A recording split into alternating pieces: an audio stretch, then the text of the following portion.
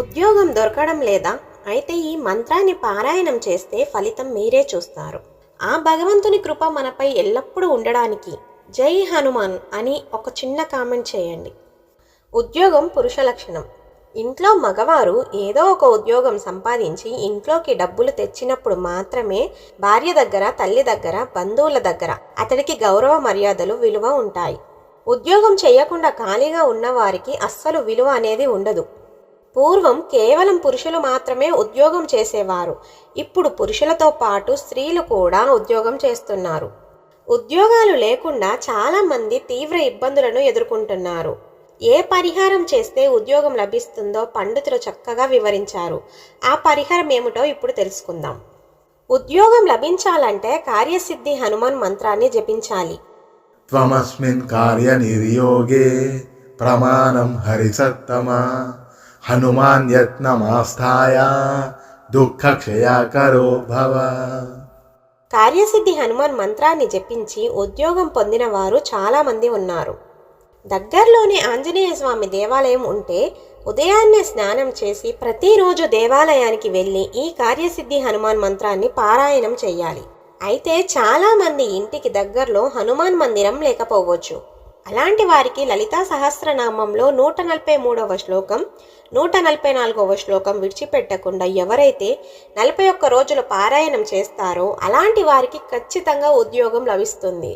లలితా అమ్మవారి ఫోటోలో మనకు దేవతలు పరమేశ్వరుడు, గణపతి, లక్ష్మీదేవి, సరస్వతీదేవి ఇలా అందరు దేవతలు ఆ ఫోటోలో మనం చూడవచ్చు. లలితాదేవి మహాశక్తివంతమైన దేవత. శుక్రవారం రోజు మాత్రమే ఈ పారాయణాన్ని ప్రారంభించాలి. ఆ రోజున సూర్యోదయానికంటే ముందుగానే నిద్రలేచి స్నానం చేసి ఉతికి ఆరేసిన వస్త్రాలను కట్టుకోవాలి. మగవారు ఈ 41 రోజులు ప్రతిరోజు తలస్నానం తప్పనిసరిగా చేయాలి. అమ్మవారి ముందు పీట మీద కూర్చోవాలి. నేల మీద ఎట్టి పరిస్థితుల్లో కూర్చోవద్దు. అమ్మవారికి ఎర్రని పూలతో పూజలు ప్రారంభించాలి. గులాబీ పువ్వులైనా లేక మందార పువ్వులతో అయినా పూజించాలి. అమ్మవారికి ఆవు నెయ్యితో దీపాలను వెలిగించాలి. అటుకులను అమ్మవారికి నైవేద్యంగా సమర్పించాలి. 108 సార్లు ఈ స్తోత్రాలను పారాయణం చేయాలి. 5 గంటల నుంచి 5 గంటల 30 నిమిషాల మధ్య పారాయణం చేయాలి. మీ మనసులో ఉన్న సంకల్పాలను అమ్మవారికి బలంగా చెప్పుకోవాలి. అప్పుడు అమ్మవారు తప్పకుండా కోరిక నెరవేరుస్తుంది. స్త్రీలు కూడా 41 రోజులు పారాయణం చేయాలి. అయితే మధ్యలో ఋతుదోషం ఉన్నప్పుడు 5 రోజులు విడిచిపెట్టి పారాయణం చేసుకోవాలి. లలితా సహస్రనామాల్లో ఉన్న శ్లోకాలు ఇవే. భవధావ సుధా వృష్టి పాపారణ్య ధవానల దౌర్భాగ్య తులా వాతూల జలద్వాంత రవిప్రభా భాగ్యాబ్ది చంద్రికా వర్త చిత్తకేకి గణాగణ రోగ పర్వత దంబోలి మృత్యుధారు కుటారికా.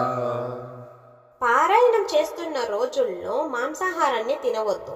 బాగా చదివిన ఉద్యోగం రాని వారికి మాత్రమే ఈ పారాయణం పనిచేస్తుంది. కేవలం పారాయణం చేసి ఏ ప్రయత్నం చేయకపోతే లాభం ఉండదు. చేయాల్సిన అన్ని ప్రయత్నాలు చేసి అమ్మవారి ఈ శ్లోకాలను పారాయణం చేస్తే ఖచ్చితంగా ఉద్యోగం దక్కి తీరుతుంది.